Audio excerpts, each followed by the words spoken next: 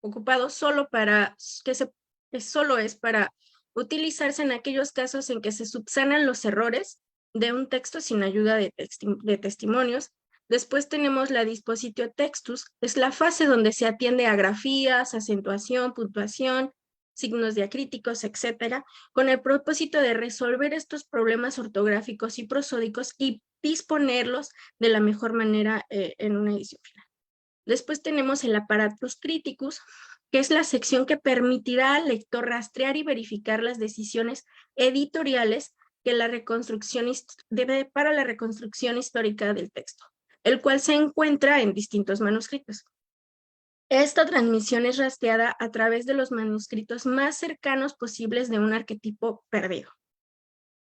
Es entonces el aparato crítico compuesto por el aparato de variantes y por las notas que el editor considere necesario incluir y justificar en la sección de una variante o en una sección como variante o bien conjetura. Y por último, tenemos la corrección de pruebas, es decir, el repaso de todo lo que ya se hizo en este trabajo. Pasemos ahora a la filología digital. Aquí tienen unas preguntas que serán una guía para la siguiente sección. Las ediciones digitales o la edición académica digital según Allen Storren. Dicho término es un calco de lo que en la academia anglosajona se denomina Digital Scholarly Edition. Para empezar con esto, quiero hablar de los siguientes puntos. ¿Qué implica una edición? Pues implica opciones, implica decidir qué incluir y qué no incluir.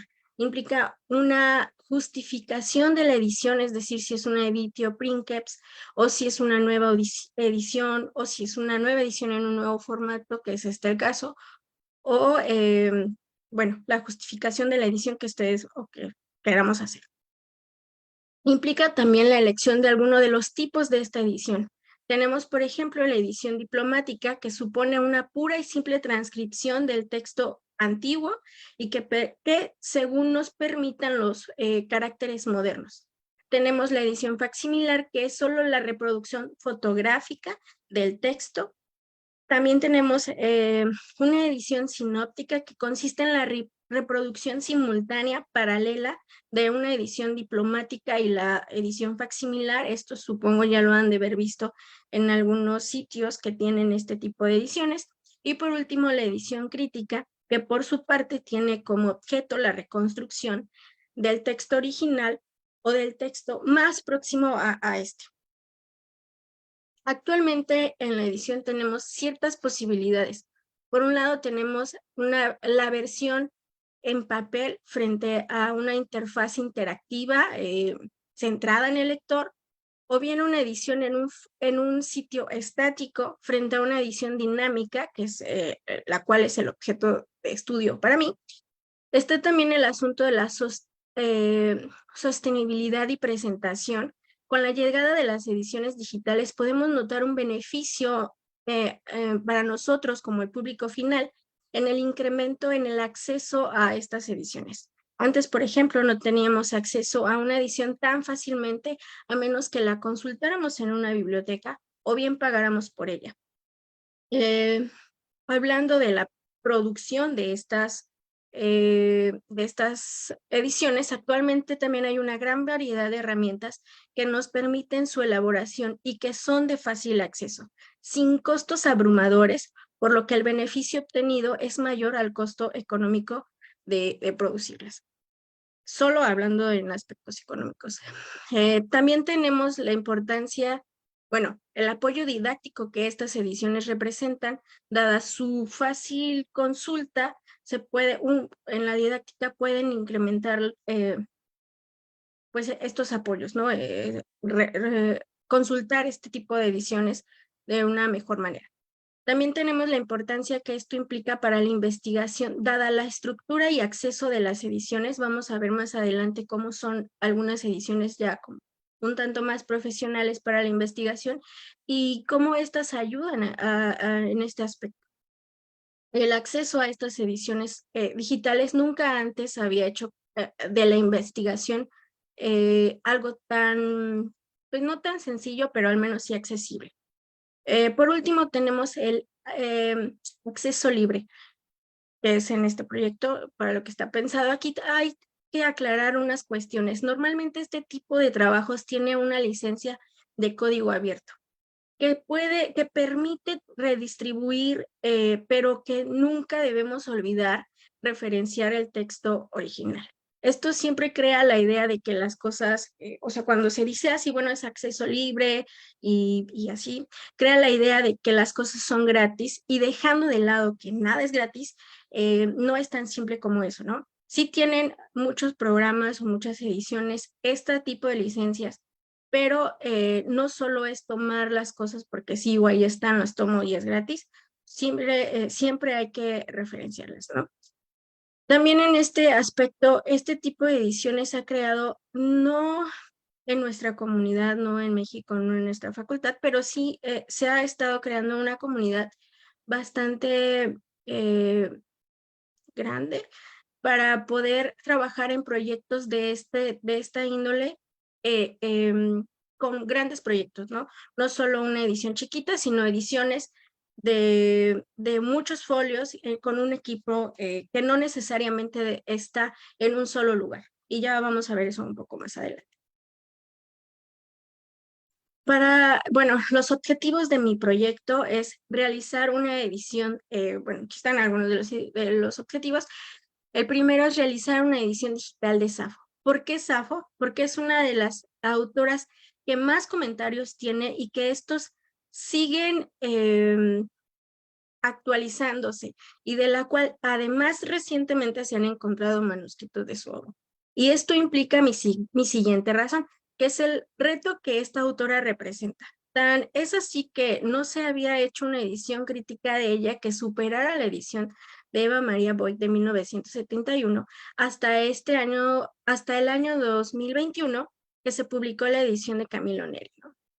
Actualmente está una en proceso, pero pues bueno, después de esa edición de Boyd está la de Neri, que además tiene un comentario.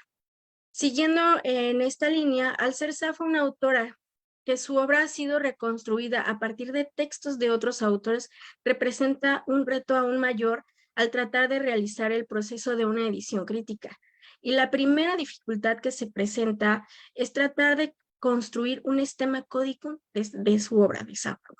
Así pues, en mi edición es una aplicación de este caso y que su aplicabilidad es exponencial. Y si resuelvo el caso más complejo que Safo, habré dado respuesta a las variantes que se puedan presentar con algún otro autor. Mi siguiente objetivo es brindar apoyo didáctico a los profesores que tengan a Safo en su sílabus, de modo que les facilite hablar de ella y explicar su complejidad e importancia con las herramientas que proporcionaré, ¿no? Mi tercer objetivo es promover las ediciones críticas digitales en México y por último tomar un nuevo rumbo para nosotros como colegio. Estoy abriendo una nueva ruta al proponer una tesis distinta con un soporte distinto o a lo establecido, uno digital e interactivo, y estoy convencida de que es un buen momento para dar ese siguiente paso. Además de que también es una forma más de empleo en la que podemos desarrollarnos. Hablemos entonces ahora, pasemos a las herramientas digitales. Aquí tenemos las herramientas digitales que están que tenemos, hay más, estas son una elección que hice de acuerdo a lo que he estado investigando, a las que más me han gustado, servido y he utilizado, ¿no? Tenemos en primer lugar XView, que es para la digitalización de ediciones. Después tenemos Juxta, eComparatio y Collatex. Estas herramientas son específicamente para realizar la colatio de textos o análisis textual del fragmento o texto que estemos trabajando el autor. Después tenemos CatMat, Transcribus, CTA, LaTeX y T. Estas últimas estas últimas herramientas se utilizan para la edición y publicación de los textos, ¿no? Aquí vale la pena, valdría la pena destacar CTA porque es una herramienta, un software que permite hacer ediciones digitales, que lleva ya un buen rato entre los estudiosos que se dedican a esto y que es como su favorita, aunque no es la mejor de las opciones, dado en primero porque es un software que tiene un costo, ¿no? Que no es tan accesible para estudiantes como nosotros, eh, que vamos empezando, y es ahí la razón por la que busqué alternativas para hacer una edición digital. Y esas alternativas fueron LaTeX y Tay. Hacen exactamente lo mismo que se puede hacer en CTA, pero obviamente no tiene ese costo adicional que ya veremos más adelante cuáles son, qué es lo que se puede hacer con estas herramientas. Ahora pasemos a una breve galería de estas ediciones digitales para ver más o menos algunos ejemplos. Aquí tenemos 5 ejemplos de ediciones digitales que por cuestiones de tiempo expondré muy brevemente. La primera es BE. Es una edición que presenta el texto en niveles, en 2 niveles, en el diplomático y el normalizado. Para nosotros sería la interpretativa, sí, interpretativa. Tenemos el proyecto Menora, que en esta edición se encuentra en 3 niveles. Es el nivel diplomático, normalizado o interpretativo, la edición interpretativa, y la facsimilar. Ahí se puede ver esos 3 niveles, ¿no? Tenemos el proyecto de Electronic Viewer. Aquí encontramos una edición sinóptica. Por un lado está la edición diplomática y por el otro la facsimilar. Sumado a esto nos proporcionan un audio de dicho texto y así nosotros podemos ver cómo se tiene que leer, ¿no? Es una edición, es la única edición que he encontrado que tiene este plus agregado. La cuarta edición es, digamos, un texto moderno. Son las cartas de Vincent Van Gogh. En esta edición se presenta el texto original, la traducción al inglés y un apartado de notas. La quinta edición se trata de Digital Vercelli Book. De nuevo es una edición paralela. Primero tenemos el facsímil y por el otro lado la edición que puede ser bien diplomática o interpretativa según lo que deseemos consultar. Ahí tendrán una opción para elegir, está en esta parte de arriba, poder elegir qué tipo de edición quieren, si la diplomática o la crítica. Por último, tenemos las ediciones a cargo de Oxford. Estas ediciones son las que más he consultado y para mí son las más útiles. Presentan el texto en 3 columnas. La primera es el texto ya sea en griego o en latín. La segunda columna es el comentario al texto. Y la tercera son notas adicionales. Esta es una edición muy intuitiva. Basta con que seleccionemos un verso, como está en este ejemplo, para que la plataforma nos indique la sección del comentario y las notas que le corresponden. Ahí está, ¿no? Sin embargo, para consultar estas ediciones se necesita un acceso institucional que muy lamentablemente la UNAM no tiene. Y esta edición será mi inspiración para la edición que estoy haciendo. Como verán, la construcción de la presentación de este tipo de ediciones es muy, con ellas es muy fácil trabajar cuando uno está haciendo investigación, ¿no? Obviamente es una edición de este tipo en comparación a una edición de un libro, tiene muchos beneficios, dejando de lado que siempre vamos a querer los libros, esperan más los libros. En estas ediciones, dado la presentación, nos ahorra tiempo tiempo y esfuerzo que no podríamos ahorrarnos en un libro, en una edición de un libro. Por ejemplo, en la edición que tenemos de Neri, de Safo, es todo esto.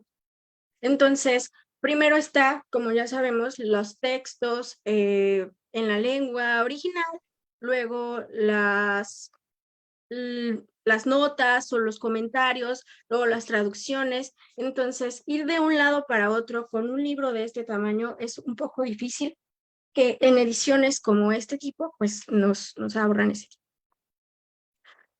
Continuemos ahora con Safo en el borde. Hacia una edición digital a través de LaTeX y TeX. Para la elaboración de mi edición crítica digital he utilizado los lenguajes LaTeX y TeX y los editores Text Studio, Overleaf y Oxygen. Hablemos ahora de qué es LaTeX. LaTeX, al igual que TeX, es un lenguaje de marcado que en lugar de presentar en nuestra pantalla una interfaz gráfica interactiva, produce textos para ser leídos e impresos de una excelente calidad tipográfica. Esto es muy similar a lo que sucede con el código fuente de las páginas web. Una página web está escrita según una serie de órdenes que el navegador entiende e interpreta o descifra, y como resultado nos permite visualizar el sitio web de un modo interactivo. Se puede confirmar esto si pedimos al navegador que usamos, nos muestra el código fuente. Esto es dando clic derecho y luego inspeccionar. Aquí un ejemplo. La etiqueta, por ejemplo, H1 determina la función del texto, que en este caso es un título, ¿no? Aquí puse un poco más grande esta parte del código. Entonces aquí está la etiqueta. Dentro de estas dos etiquetas tenemos lo tenemos aquí, el título, y esto lo representa de esta manera, ¿no? Aquí está el código y aquí está la representación visual. Como podemos confirmar, lo que se ve escrito y lo visualizado no coinciden. LaTeX y TeX proceden del mismo modo. ¿Puede esto tener alguna... A ver si se oye. A ver, bájale tantito. ¿Hay alguna razón para abandonar los procesadores de texto como Word que usamos todos los días por LaTeX? Imaginen lo siguiente. Tienen que hacer un trabajo de investigación muy largo, lleno de caracteres extraños, necesarios para la métrica o lingüística, o por qué no, con fórmulas matemáticas, ¿no? Con citas a pie de página, tablas, esquemas, muchos libros de referencia, imágenes.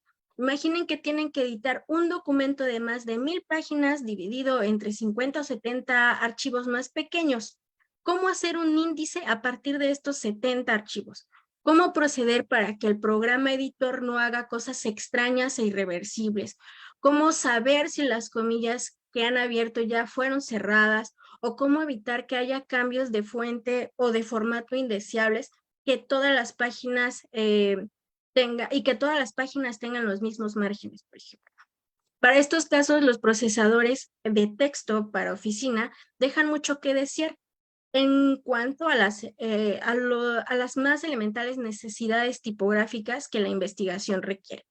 Ahora bien, cada uno de nosotros no siempre es un experto hiperprofesional de la tipografía, por lo que es conveniente que alguien o algo haga eso por nosotros, y es ahí donde entra LaTeX. LaTeX es eso que necesitamos para realizar este tipo de tareas. Por ejemplo, en este lenguaje basta con señalar con etiquetas específicas cuál es el título, quién es el autor y la fecha, y con estos datos LaTeX automáticamente creará su portada, como se ve en el ejemplo. En LaTeX basta con indicar qué es lo que están escribiendo, por ejemplo, si es un libro, una obra de teatro, un artículo de lingüística, por ejemplo, de métrica, o por qué no, una edición crítica. LaTeX tiene más que entendidas las estructuras de estos textos, las conoce y maneja según plantillas que representan o que respetan más bien al pie de la letra las normas tipográficas de cada una de estas obras. Pueden indicar si lo que están haciendo es un capítulo, si es el primero, no importa si es el primero o el 26º, si tienen una sección, una nota al margen, una nota al pie, sin importar la línea en donde se encuentren, sin importar la página donde estén. Pueden señalar si quieren que el encabezado de cada página vaya, que en el encabezado de cada página vaya el número del capítulo o el nombre de la sección, etc. En pantalla tienen dos ejemplos de lo que se puede hacer con LaTeX. A la izquierda son mis apuntes de literatura y a la derecha es el modelo de un artículo académico. Queda claro entonces que como usuarios nosotros damos órdenes a LaTeX y este se encarga de formatear por nosotros el documento según las indicaciones que le hemos dado. Así pues, como usuarios podemos por fin dedicarnos solo a escribir el texto, que de la maquetación se encargará LaTeX, siendo los resultados de dicha maquetación muy superiores a lo que como usuarios obtenemos manualmente de procesadores de textos como Word, donde lo que se ve es lo que se obtiene. Ahora, retomando que LaTeX y DALL-E son lenguajes de marcado y no un programa, es necesario el uso de un editor de textos, cualquier editor de nuestra preferencia. Bueno, ahora que ya quedó claro qué son estos dos lenguajes de marcado, quiero compartir con ustedes lo que ha sido trabajar con ellos. Para empezar, son dos lenguajes distintos. En esta filmina podemos apreciar algunas de las correspondencias entre sus etiquetas y aunque por mi fascinación con el tema pudiera parecer que es sencillo trabajar con esto, lo cierto es que presenta un grado de complicación que en un principio no calculaba. Aprender o siquiera entender y dimensionar lo que son me ha llevado horas y horas de trabajo, de leer manuales enteros, de ir prueba y error con el código, y cuando creí que ya tenía más o menos claro cómo trabajar un texto, comienzo a trabajar en la elaboración de una edición crítica y además digital, y me doy cuenta que no iba ni a la mitad del camino.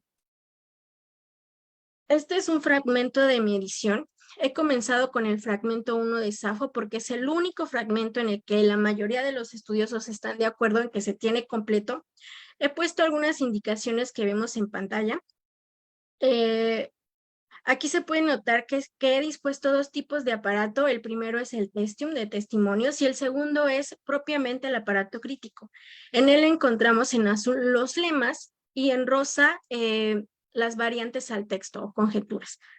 En mayúsculas y negritas están los testigos. Cabe mencionar que en LaTeX también se tiene una etiqueta para agregar notas o abreviaturas tanto antes como después de ya sea los lemas o variantes o testigos. Pero se preguntarán, ¿cómo llegué a esto? Permítanme mostrarles el modo de proceder para registrar una entrada al aparato crítico. Hice tablas y tablas de todos los testigos que se tienen registrados para la obra de Safo. Esta tabla tiene la información completa de cada uno de ellos, la edición donde aparece, la cita textual de la edición, el papiro, dónde se encuentra, en qué bibliotecas, si está digitalizado. También he puesto, más bien, todos han estado digitalizados. He puesto también los enlaces. Y vale la pena aclarar que consulté hasta el más mínimo detalle de cada una de estas fuentes.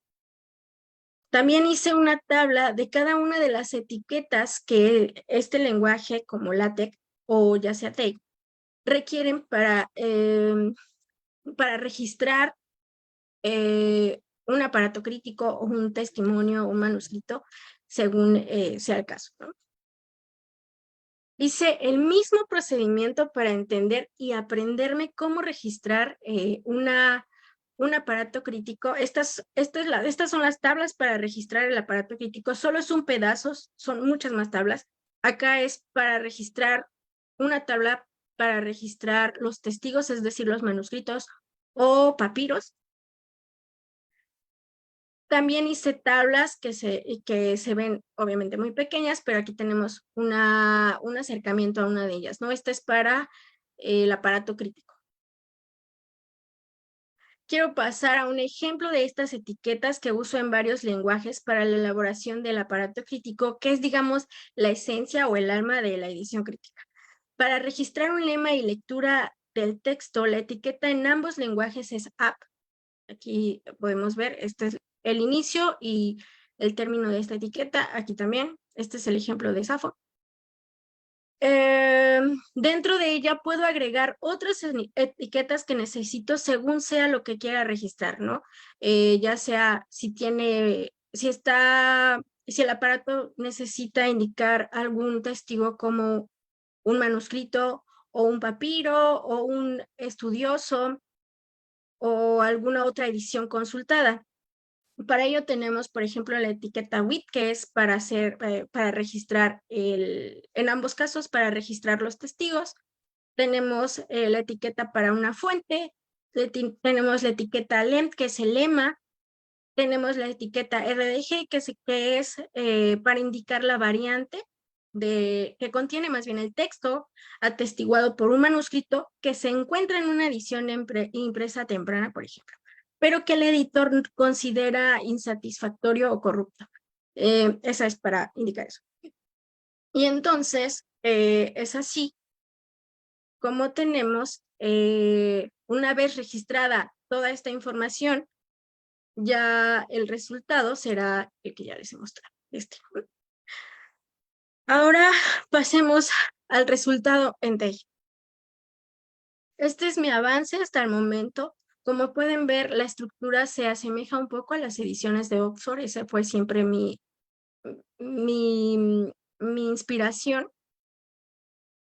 Aquí en esta edición se podrán consultar las diferentes variantes. Una vez que ustedes den clic en el lema, se va a poder ver un cuadrito que les desplegará la información de esa palabra, ya sea una nota la nota del aparato crítico, también les dará el archivo XML, les dará la familia de los manuscritos en las que está esta palabra y sus variantes, ¿no? Aquí tenemos un ejemplo un poco más cercano. También hay una parte en la que podrán consultarse los testigos los testigos manuscritos o papiros de esta edición. Una versión o una parte, otra sección para la bibliografía. Y pues bueno, aquí está. Para terminar, después de haber hecho todo el trabajo de edición, crítica y luego trasladar esto a un formato de edición crítica digital, mi objetivo es proporcionar un comentario al texto trabajado y para coronar tan ardua labor, mi propuesta de traducción, cerrando así el ciclo de la labor filológica para la que nuestra querida carrera nos prepara. Sé que dar este paso más a una edición crítica no es lo normal, una edición crítica no lleva un comentario ni lleva una traducción, pero es como una manera de rendir homenaje a la labor en principio, Eva María Boyd, también de mi asesora, y maestras como Oli, y por supuesto mi madre, que siempre dan un poquito más, ¿no? Entonces ahí un poco es esa mi inspiración. Aquí tienen un poco las referencias, no son todas, pero las elementales. Gracias por su atención. Muchas gracias, Ale. Me dejaste muy impresionada, muy gratamente impresionada y te felicito de verdad ampliamente, pero habrá tiempo para hacerte un par de preguntas, sobre todo de dudas y de comentarios. Vamos a dar ahora la palabra al maestro Ernesto Gabriel Sánchez Barragán para que nos haga favor de hacer el comentario a tu trabajo. Adelante, Gabriel, por favor. Muchas gracias. Buenos días a todas y todos. Quisiera empezar por agradecer a la doctora Cecilia Jaime y a Alejandra González que me permitan compartir mis puntos de vista sobre su trabajo. En el mundo de la academia es común que la crítica sea entendida como una devastadora opinión que subraye los errores y minimice los aciertos, por lo que resulta muy complicado decidirse a pedir una de ellas a cualquier colega.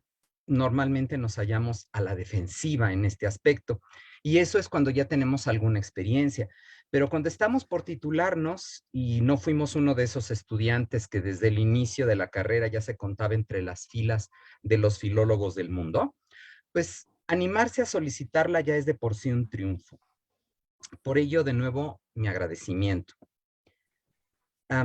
Lo primero que me sorprendió del trabajo de Alejandra fue que se planteara la posibilidad de una edición crítica y que fuera de una autora clásica, porque estamos más acostumbrados a este tipo de trabajos en relación con las obras novohispanas, cuyos manuscritos pueden consultarse en nuestro país, habida cuenta de que se nos enseñó que este tipo de trabajos se realizaban precisamente teniendo a la mano los materiales originales. Supe, y esto nada más es como anécdota, hace muchos años, que un insigne doctor mexicano presentó una posibilidad parecida de una crítica diferente. Para ello usó las mismas ediciones que ya se habían publicado y las comparó y hizo un intento de exploración, a mi modo de ver, viable, pionero, pero obviamente fue rápidamente criticado con una aspereza brutal. Por ello me admiré que una pasante de la carrera emprendiera una labor tan dura. Pero con leer el proyecto entendí que las cosas han cambiado mucho desde aquellos tiempos de riesgo filológico, porque en su proyecto Alejandra dejaba muy claro que las nuevas tecnologías abrían una seria posibilidad de estudio para nosotros, y ello me causó una gran alegría. No es común que los y las estudiantes de letras clásicas osen transitar espacios poco explorados por sus predecesores, y menos que se internen en aspectos que en la misma carrera se manejan de manera muy esporádica, incluso que no son lo habitual en el mismísimo Instituto de Investigaciones Filológicas. Por ello, es doblemente admirable el trabajo que nos ocupa. Ahora bien, era lógico que lo emprendiera una joven promesa, puesto que se requiere una serie de habilidades tecnológicas que esa, nuestra veterana visión filológica, pues no emplea con soltura. Sin embargo, es todavía más de admirar que Alejandra ponga al servicio de la carrera estas tecnologías y con ello abra igualmente un nuevo universo de posibilidades para nuestros egresados y egresadas. Bueno, luego de estas generalidades, voy a proceder a mi crítica, o bueno, mejor, a mi opinión sobre esta tesis, desglosándola en tres aspectos. Será el proyecto que leí, los avances y los posibles resultados. Bueno, empecemos pues por el proyecto. Las y los pasantes no suelen dar gran importancia al proyecto de sus trabajos profesionales, en razón de que durante mucho tiempo fue un mero trámite, pero desde hace algunos años no se entiende más de esta manera, porque de hecho nunca lo fue. Un plan de trabajo es primordial para conseguir resultados adecuados. Todo sale mejor si se ha previsto las partes que lo integrarán y las subdivisiones que conformarán cada etapa. Al respecto, el proyecto de Alejandra González es uno decorosamente presentado, con claridad, cuyos objetivos, como ya vimos en su presentación, son diáfanos, con un esquema de labor adecuado y una bibliografía sobria y bien determinada. Es de destacar su marco teórico, donde expone con soltura la historia cambiante del concepto de edición crítica y donde me hubiera gustado que anexara su propia perspectiva de trabajo y su metodología que se presentó aquí y que pues podemos ver allí y en otra parte de su proyecto en rubros como la definición o la justificación, pero que no apareció en sí, a mi juicio, en su marco teórico.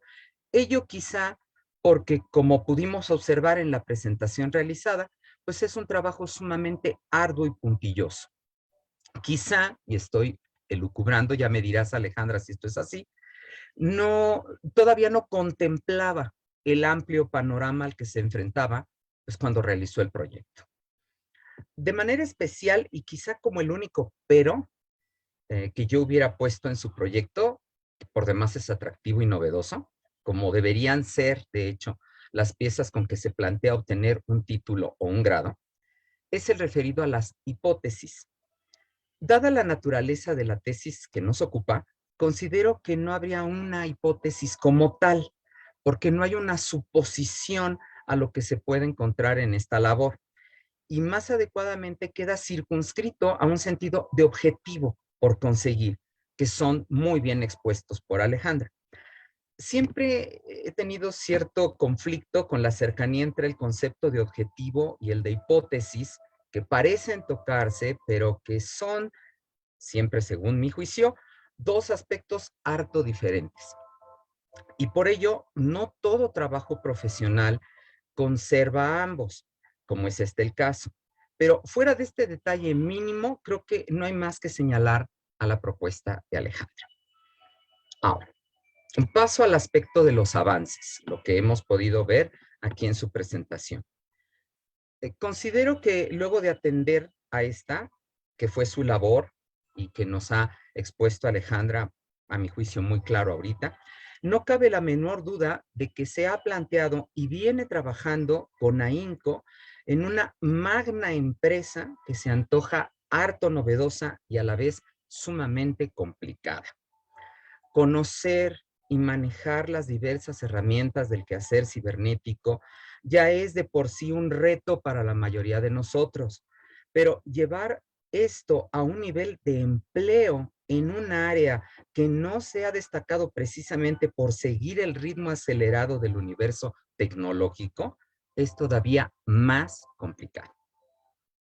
Y más todavía cuando también se debe aunar a los propios requerimientos de la filología, que siempre se muestra con ceño fruncido ante cualquier aspecto que rompa con la tradición, con el, diríamos, mos maiorum philologicus.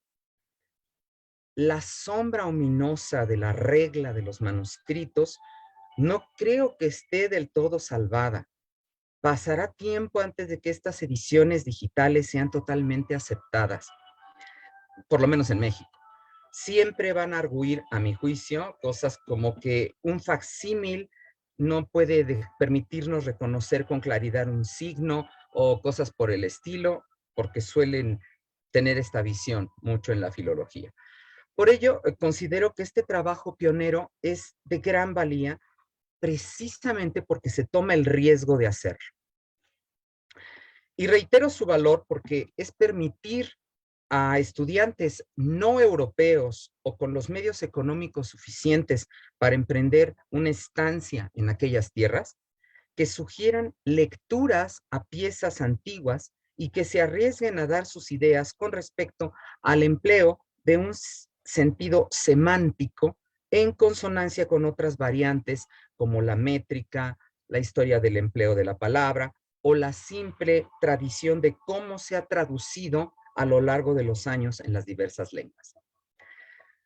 La crítica textual es muy diferente a la crítica literaria, aunque se complementen, porque no se busca con la primera elucubrar sobre los objetivos del fondo que la obra posee, sino explorar más la forma en consonancia con aquel, lo que redunda en una mejor concepción de los objetivos del autor, o en este caso, de la poetisa. El trabajo de edición que conlleva el cotejo de los textos y la distribución comparada de tales hallazgos, como pudimos observar, es uno que se reconoce laborioso y a mi juicio puede ser hasta tedioso, pero muy enriquecedor para aquellos y aquellas que no nos diéramos a esta tarea. Por lo que un editor o editora en este caso es quien mejor puede conocer al autor o autora, dejando en segundo lugar al traductor de la pieza, quien con mucho se sustenta en la labor anterior. La simple distribución de las partes que integran la edición, ese cuerpo de notas que nos señalaba Alejandra, el stemma codicum, ya representan un trabajo digno de titulación, sin el plus que añade la perspectiva que nos da Alejandra de hacerlo de forma digital y ahora el extenuante trabajo de dar comandos necesarios para una ejecución computarizada y es como para pararse y aplaudir. De pronto, los hijos e hijas de la tecnología, pues puede que minimicen este aspecto, habida cuenta de que la plataforma empleada parece ofrecer un servicio adecuado, le echó muchas porras, sale a látex y a tape, pues entonces pareciera que con acceder a ellas ya la hicimos, pero como pudieron constatar, si no se ordena correctamente, el resultado no va a ser el esperado. Al fin y al cabo, la computadora solo piensa con nosotros, no por nosotros. Bueno, finalmente, sobre los posibles resultados, aunque muchos ya es bastante claros con lo que nos mostró, creo que podemos elucubrar un poco más. Mientras un trabajo no esté completado, nos hallamos todavía en el mundo de la posibilidad. De ello que me planteé lo que yo espero que resulte con toda esta labor de Alejandra González. Esta joven pasante de letras clásicas ante todo está ofreciendo a sus compañeras y compañeros una nueva posibilidad de titulación de corte más filológico. Una labor que, como decía, antes solo se podía emprender desde nuestras raíces novohispanas, pero que ahora alcanza a nuestros amados griegos y latinos y no solo a sus herederos. Por otro lado, integra nuestra carrera al espacio cibernético y a México lo integra la conquista de un espacio para las humanidades clásicas. Y es una labor con mucho altruista. Porque ¿acaso no se plantearon al escucharla la idea de que todo este trabajo termine flotando gratuitamente en el Internet? Y aun cuando ella aclaró, bueno, están los derechos de autor y así como que debes citarme, pues sí, pero la mayoría no lo ve así. Lo ve como, qué bien, está gratis, venga a mi computadora. Todos somos consumidores de contenido, pero pocos lo somos pagando dicho contenido. Es una suerte de piratería rosa, como la llamó un colega. Para mí, más que un robo, esa implicación de la piratería es uno más de los aspectos humanísticos de nuestra labor y de nuestro gusto por los clásicos. Creo que todos queremos que los clásicos se conozcan y por tanto estamos dispuestos a ofrecer nuestro trabajo aunque no nos lo paguen. Y Alejandra está dando buena cuenta de ello al suponer que su tesis pueda ser empleada por docentes y estudiantes de esta manera.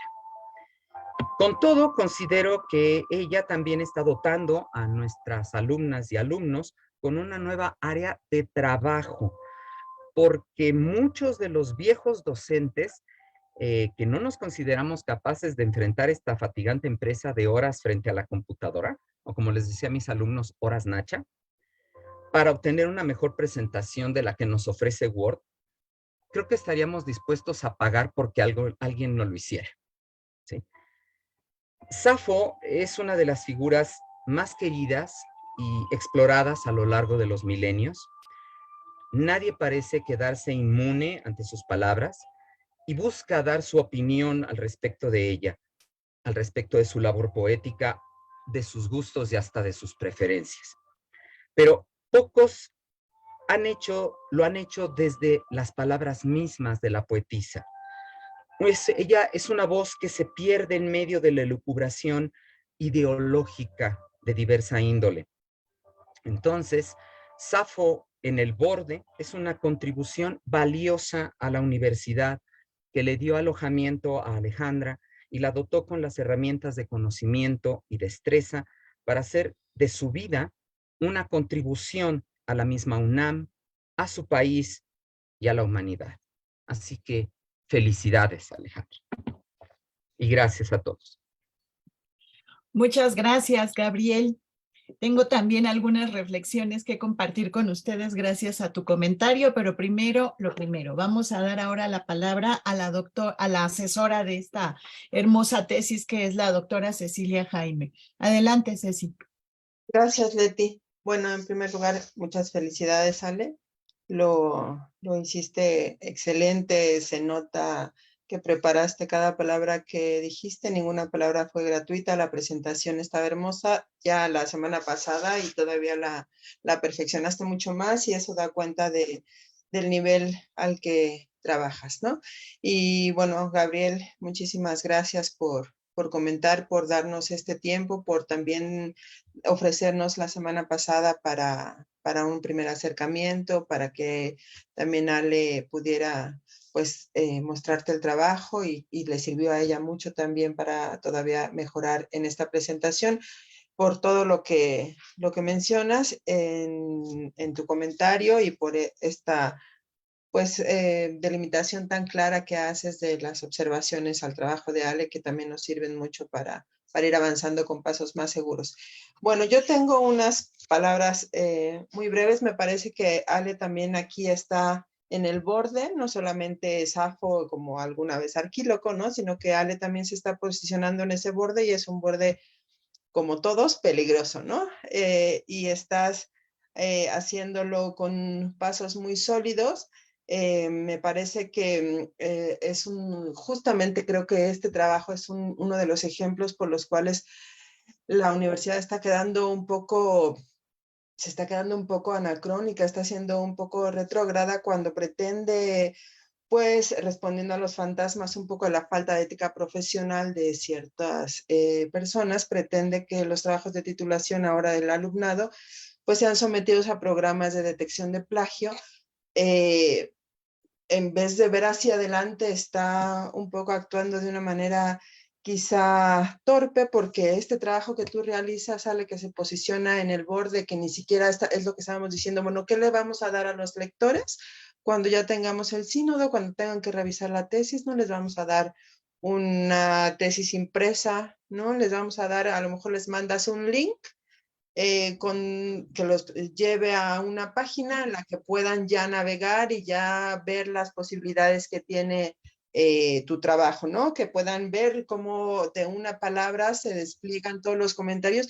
Es que Ale presentó algunos acercamientos a sus tablas, pero si hubieran visto la tabla así alejada, es una tabla, no sé si la imprimiéramos, no sé, Ale, cuánto mediría, 3 metros, no lo sé, pero es una tabla enorme de cada una de las palabras de esa primera obra de Safo, cada una de las palabras, todos los comentarios que se han hecho en todas las ediciones críticas, desde la primera hasta la última, y además está presentando una obra con posibilidades de mantenerse abierta de por vida. ¿Cuántas de nosotras, de nosotros no quisiéramos regresar a nuestro trabajo de titulación y corregir aquel error o aumentar, o leemos un artículo recién y decimos esto responde a alguna cosa que no pude responder en su momento? Y la obra de Ale es una obra que se mantendrá siempre abierta y va además a estar con posibilidades de nutrirse continuamente, y no solo por ella, sino por mucha más gente. También su trabajo habla de la democratización del conocimiento y es una toma de protesta también, me parece, y una toma de postura, perdón, no de protesta, una toma de postura, porque el plan de desarrollo institucional de Graue, pero del periodo pasado, porque curiosamente cambió en este periodo, era que la universidad tenía la obligación de librar las brechas sociales del conocimiento. Y el trabajo que presenta hoy Alejandra también responde a esa obligación que tiene una universidad pública y cada uno de les egresados de esta universidad. Tenemos la obligación social para con nuestro país, que nos brindó una educación pública y gratuita, de hacer esa labor social de librar las brechas del conocimiento. Ale está con un trabajo arduo de horas y horas de ponerse a trabajar en el código, un código que además el código existe, pues, pero ella lo está adaptando a un terreno que al menos en nuestro colegio todavía no existe. No sé que hay algún proyecto en filológicas con textos novohispanos que también quieren hacer ediciones digitales, pero así ya aterrizado, publicado, puesto en marcha, no existe. Ya le está utilizando un código que es sobre todo científico para traerlo a las humanidades digitales y librar esa brecha de conocimiento social que me parece fundamental, ¿no? La democratización del conocimiento, la construcción en comunidad del conocimiento y esta obligación social. Y bueno, yo por eso también, Ale, te felicito, porque además, como bien dijiste, con el texto que puede presentar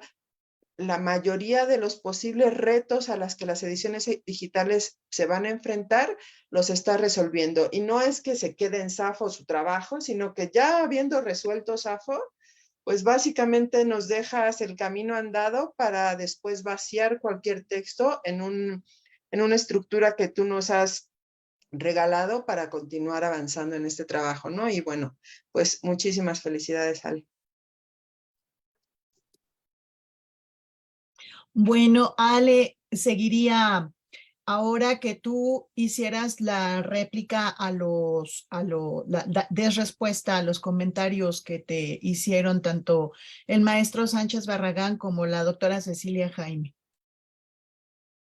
Bueno, muchísimas gracias por su tiempo, por su tiempo ahora y antes, profesor Barragán, gracias por permitirme mostrarle mi trabajo antes de este momento, por darme la oportunidad de explicarle de qué iba. Yo sé que es difícil cambiar para nosotros el chip de trabajar siempre toda una vida con Word, por ejemplo, y luego pasar a algo como es LaTeX.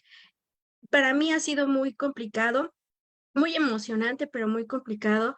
Y bueno, también es complicado tratar de explicar. Me llevé mucho tiempo pensando cómo iba yo a explicarles lo que me costó muchas horas de trabajo, ¿no? Espero haya sido pues lo más clara. Eh, Me parece que sus comentarios son muy provechosos para mí. Como mencionó mi asesora, voy a poder o vamos a poder avanzar con esto un poco más seguro. Obviamente, primero estaba súper muerta de miedo porque sé que es algo nuevo, sé que aunque esto ya se ha trabajado antes en otros lugares, es algo nuevo para nosotros como colegio. Para mí es algo nuevo. Entonces, siempre está ese miedo de cómo va a ser aceptado o no. Una vez pasada esa barrera, bueno, lo demás es mucho más sencillo. Hablando de las hipótesis que mencionaba que faltaron, no las puse en mi presentación, fue claramente un error. Pero me gustaría un poco comentarlas. Mis hipótesis son básicamente tres. Partí de la idea de que la filología clásica en la filología clásica se deben formular estas ediciones digitales. Después que las ediciones críticas digitales permiten nuevas formas de interacción entre los testimonios textuales y los estudiosos de estos textos. Y por último, la adecuación de estas ediciones críticas digitales en México promoverá la difusión de la filología clásica y la pondrá en vanguardia, ¿no? No las puse en mi presentación, fue claramente un error, pero bueno, pues las comparto un poco. También un poco para mencionar sobre lo de dar mi trabajo eh, para que los demás lo usen. Sé que es un concepto raro, tampoco es algo que me haya fascinado desde el principio, pero pues bueno, algo que me motivó siempre para trabajar con este proyecto es que en principio hace muchos años, muchos semestres, estuve en una clase con la doctora Alejandra Valdés de edición crítica. Ella nos hizo hacer un pequeño trabajo de una edición de unas páginas de un texto y me di cuenta que era muy difícil trabajar porque trabajamos en Word y eso fue así lo peor para mí. Se movían las tablas, no podía acomodar los aparatos, era horrible. Y entonces cuando descubrí LaTeX y cómo se podía manipular un texto o la presentación de eh, de inmediato supe que ese era mi camino, que de ahí debía seguir. Eh, cuando estuve en la clase de edición crítica con la profesora Alejandra Valdés, me emocionaba muchísimo, pero también me frustraba el hecho de no poder hacer algo bonito, ¿no? Entonces yo no entendía cómo las ediciones que consultábamos se veían tan bien y por qué yo no podía hacer algo así en Word, ¿no? Sabía que había algo más, pero en ese momento no sabía qué. Ahora que un poco lo conozco, pues me emociona, me fascina. Y bueno, después de pasar eso, la otra inspiración a este trabajo es que era muy difícil para mí conseguir acceso a ediciones, a libros que o bien la UNAM no tiene acceso, no se puede de por sí con el acceso que nos da Deriu. Y entonces decía, bueno, ¿y cómo le hacen las demás personas? ¿O es acaso que tengo que irme hasta el otro lado del mundo para poder trabajar lo que a mí me gusta, para lo que entré a clásicas? Y bueno, eso siempre también ha sido algo muy frustrante. Obviamente ahora con la tecnología, con los avances, con las humanidades digitales, esas barreras se han ido rompiendo de a poquito. Y bueno, creo que es algo importante que como comunidad, pues hagamos eso por nosotros, ¿no? Por nosotros, por la humanidad. Nuestro propósito aquí es obviamente promover a los clásicos y, ¿por qué no hacer un poquito más allá de eso, ¿no? Bueno, eso es en cuanto a lo que mencionó usted, profesor Barragán, y bueno, con mi asesora, bueno, pues, ¿qué más puedo decir? Muchísimas gracias por el tiempo, por la paciencia, por arriesgarse conmigo a esta nueva propuesta de tesis, a esta nueva propuesta de edición. Yo sé que no es fácil, también me daba mucho miedo, o sea, cuando estuve pensando en el proyecto y luego pensar en quién podría ampararme, guiarme, fue muy difícil. Agradezco muchísimo el tiempo, la dedicación, sobre todo la paciencia que ha tenido para escucharme y entenderme en todo este trabajo, ¿no? Muchísimas gracias. Gracias a ti, Ale. Eres todo un ejemplo a seguir, eres un ejemplo de trabajo, de humildad, de generosidad impresionante. Yo quiero comentar algunas cosas, pero obviamente las puedo comentar contigo después. Ahorita lo más importante es que los asistentes tengan el tiempo y la oportunidad, el espacio para poder comentar contigo lo que gusten. Así que abrimos el espacio para los comentarios, sugerencias, preguntas, felicitaciones de los asistentes. Por favor, adelante. También se puede hacer mediante comentario de chat, mediante el chat, por si no pueden abrir micrófono, no hay oportunidad o no tienen. También está el chat aquí a su disposición para los comentarios.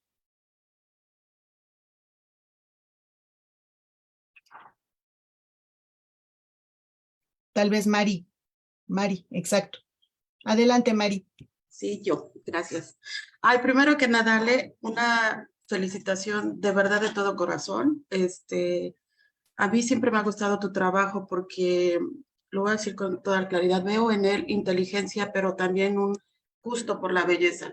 Y a mí eso me fascina, o sea, el que además de que sea una cosa muy bien hecha, tú siempre busques como ese goce estético, siempre me ha parecido algo, primero, muy tuyo, que a mí me agrada muchísimo, o sea, eso es algo que a mí incluso me afecta emotivamente, ¿no? O sea, esa búsqueda de la belleza a mí siempre me ha parecido algo excepcional.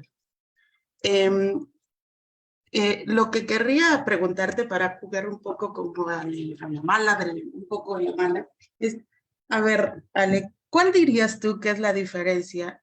Yo sé cuál es la diferencia, pero quiero que la digas tú, porque eso hará más valioso lo que tú haces, entre lo que tú has hecho con estos dos lenguajes, ¿no?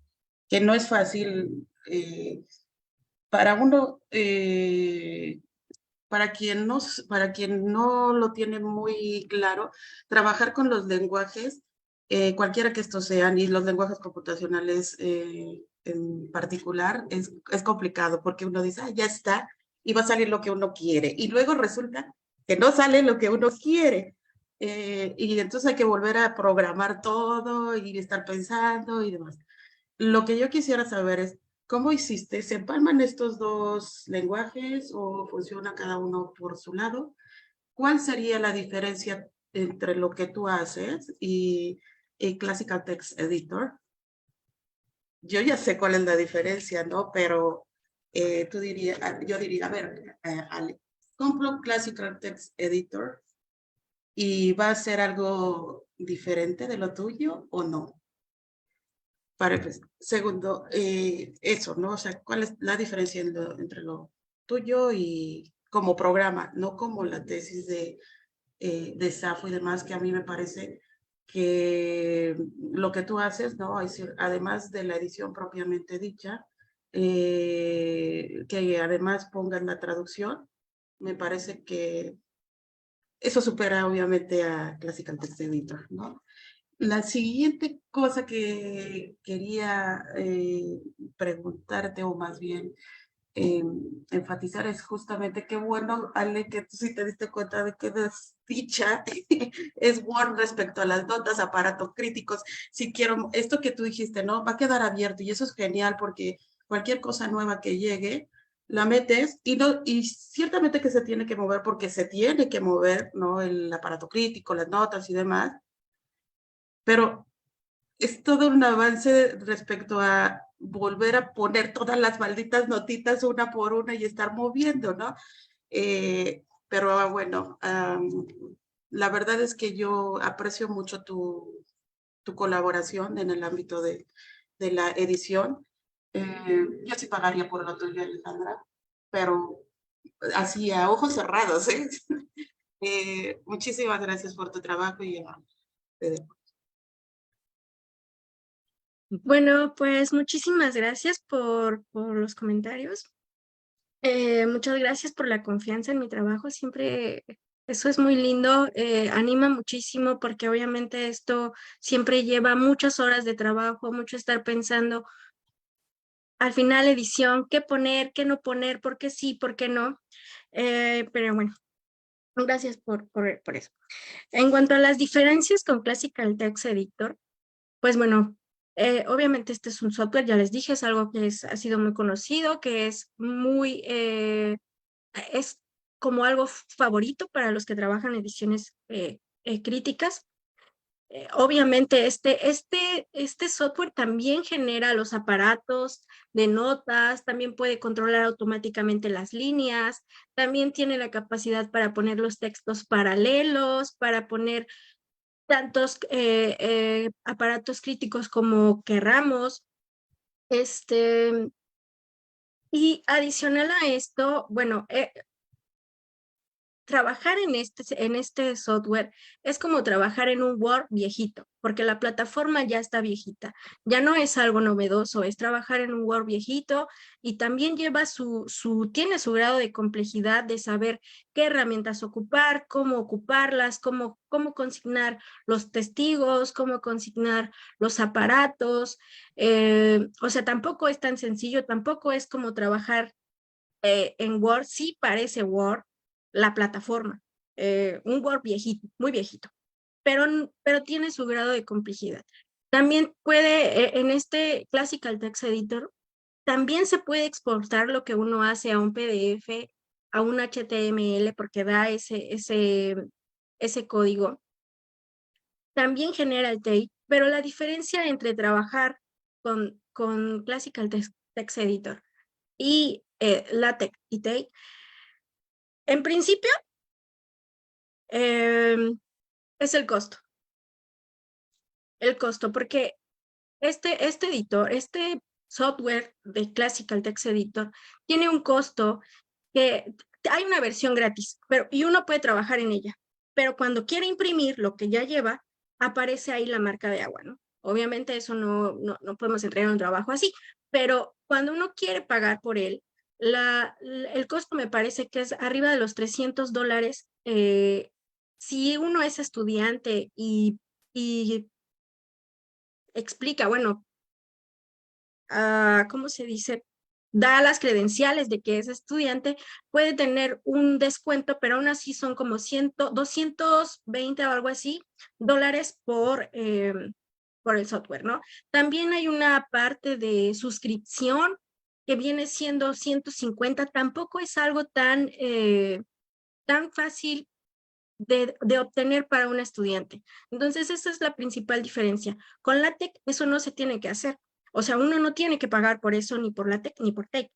Pero si bien el costo ahí no es monetario, el costo sí es un poco más en cuanto a que uno tiene que aprender a hacer ese tipo a manejar ese tipo de lenguajes, ¿no? A manejar las etiquetas y a poder aprender a editar todo eso que nosotros queremos. Ahora, la otra diferencia que me pareció muy importante, porque yo en un principio cuando pensaba hacer una edición crítica digital, obviamente dije, bueno, pues si hay que hacerse, que se haga en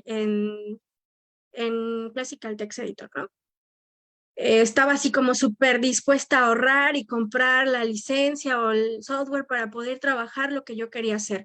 Pero después de conocer cómo funcionaba, de trabajar en la versión gratis y ver que no necesariamente era lo que yo quería, porque sí da un código TEI, sí da un código THML, pero al final para hacer la versión digital que yo quiero o para que uno como editor obtenga ese código, por así decirlo, limpio, todavía le tienen que hacer ajustes, ¿no? Todavía se tienen que hacer esos ajustes a ese código. Y al final dije, bueno, ¿por qué pagar tanto dinero por ocupar eso, por aprender a usar ese software, si además una vez que termine voy a tener que aprender de todas formas a cómo manipular o manejar el TEI, el lenguaje de TEI, para poder hacer yo una edición digital, ¿no? Entonces sí genera este tipo de cosas, como también otros softwares como Transcribus, que también genera el XML, pero al final uno siempre tiene que aprender más allá, ¿no? Aprender esos lenguajes. Entonces, esa es la diferencia. Y a mí me pareció absurdo en principio tener que pagar todo eso y luego tener que pagar eso y además tener que todavía editar ese código.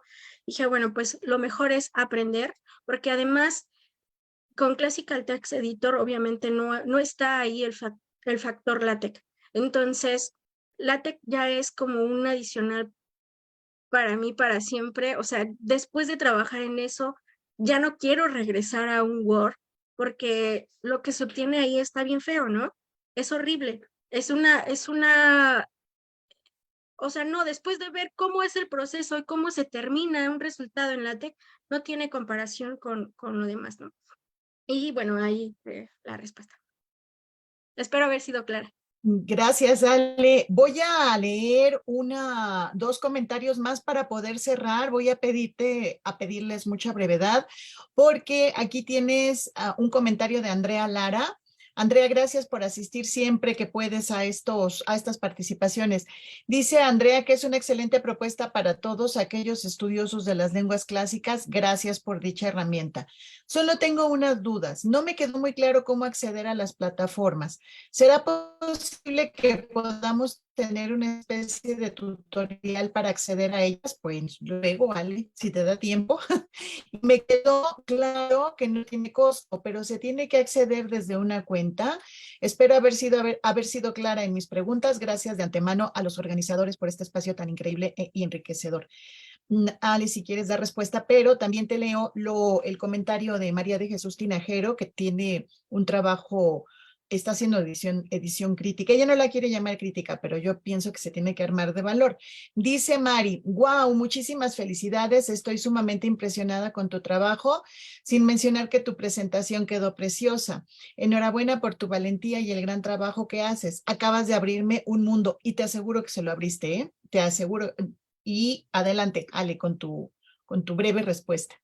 Bueno, en cuanto a acceder a estas plataformas, bueno, un poco les cuento cómo empecé yo. Obviamente fue con tutoriales, fue de manera autodidacta, es estar probando, estar en prueba y error de código, prueba y error de cada uno de los softwares que encontré, porque cuando cuando entendí que quería hacer y me decidí que quería hacer una edición crítica, pues busqué digital, fui buscando cada uno de los softwares y probándolos, ¿no?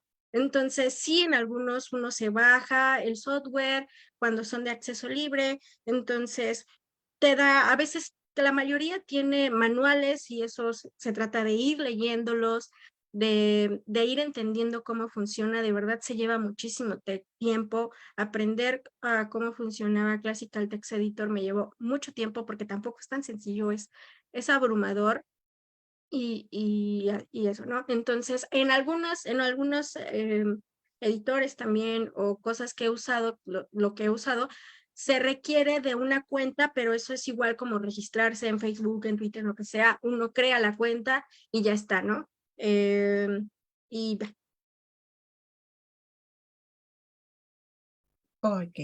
Ok, perdónale. Está Francisco Arzate. Si eres muy breve, por favor, Francisco, y esta sería nuestra última participación. Adelante, Francisco. Hola, buenas Buenos días, ¿me oyen? Soy Oli. Olivia. Sí, perdón. Ok, No sé si me veo, me oigo. Es que estamos desde el anexo oyendo la presentación de Ale. Muy bueno, yo estoy emocionada, no sé los demás, también se ven emocionados. Voy a hablar desde distintas partes. Primero, desde la parte de profesora, porque yo conocí el proyecto de Ale desde que estaba en seminario de investigación y titulación. Entonces era un proyecto más amplio, ¿no? Yo recuerdo que era muy, muy amplio. A mí me emocionaba mucho la idea que ella tenía porque decía, es que si esto es posible va a haber una innovación enorme en el ámbito de los estudios clásicos, sobre todo las ediciones críticas, ¿no? Que tan difíciles son para que podamos acceder a ellas. Entonces, la presentación que nos hizo Ale ya fue mucho más concisa, por supuesto, de eso se trata la elaboración del proyecto, ¿no? Que uno vaya teniendo estos cambios necesarios para poder asentarlos específicamente cuando ya se eligen los marcos teóricos, las metodologías. Entonces, la precisión metodológica, la claridad y precisión metodológica que tuvo Ale, metodológica y teórica, ¿no? También que tuvo Alejandra, a mí me encantó porque ya estoy viendo como un poco un avance, ¿no? Respecto de ese primer proyecto que recuerdo que revisamos por Zoom, ¿no? Cuando todavía era pandemia. Entonces, eso me pone muy contenta como profesora, que siempre se planteen estas posibilidades y que las asienten, cualquier posibilidad de tema, ¿no? Eso es fundamental. Otra cuestión es que se ve que el tema le encanta a Ale, le gusta mucho y es algo que también yo le digo a los estudiantes, que es fundamental que elijan temas que les gusten, ¿no? Que se enamoren de esos temas porque les dedicamos mucho tiempo y entonces eso, si no está ese factor del gusto, podemos abandonarlos, no siempre sucede, pero se pueden abandonar y entonces puede suceder que nos desanimemos y muchas otras cuestiones que suceden en la titulación. Entonces creo que el gusto que ella tiene, ¿no? Por el proyecto, el gusto con el que nos explicó, ¿no? La forma en la que lo está llevando a cabo, se nota y bueno, eso también me da me da a mí, por mi parte, mucha alegría, ¿no? Porque vi este avance que tenía.